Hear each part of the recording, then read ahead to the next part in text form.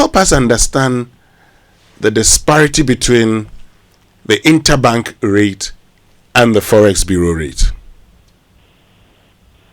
Okay, thank you very much. Apologies for the interruption earlier. Sure.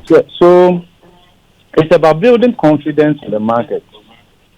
If market participants broadly have the impression that the rates are aligned and it's a true reflection of where it should be, they will not take their USD, for instance, from the former financial system, when I say more formal, within the bank, and head straight to the Forex Bureau or the black market, because there's some kind of pricing differential here, right?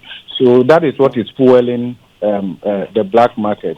And when you do that, you're actually providing oxygen for the growth of the black market. And let me just give you a little bit of history to this. Maybe it may help. What we call Forex bureaus today were black markets in the 70s and 80s. Through the IMF World Bank-led reforms, the financial component, we call it the Financial Sector Adjustment Program, we decided to formally absorb the black market into the former financial system for purposes of regulation, transparency, management, and all of that. So what we call Forex bureaus today in the 70s and 80s were essentially black markets. And the black market had taken over the former financial system. Then, also because of lack of confidence in the pricing regime, price control and all of that, we've moved to what we call managed exchange rate system, where we still allow the forces of demand and supply, but then the central bank or the government can intervene.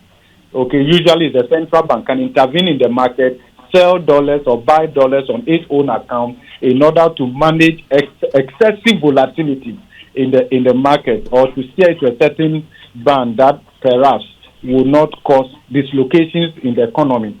So there's nothing wrong when Bank of Ghana intervenes in the market, and I'm not too sure that is what the IMF has issue with. It's about the excessive nature of that intervention that may create an impression that price distortion is happening in the market, because the primary function of the market is what we call price discovery, and that works well when we allow the forces of demand and supply to determine the price. That is what I believe is at play here. Now, look, if we align the to a large extent with the Forex Bureau, maybe look at the dynamics very well, you are likely to see that the black market will die down considerably. In any serious financial market, right, all over the world, you hardly see the dominant role of the black market as we have it in our part of the world, and also the tendency of multiple exchange rates.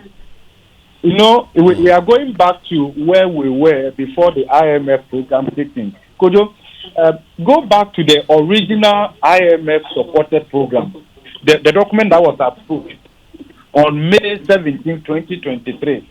You will find that what the IMF is cautioning us against right now were all part of their diagnosis as part of that IMF supported program that we bought into, more or less, right? Because we were not allowing the markets to play the role.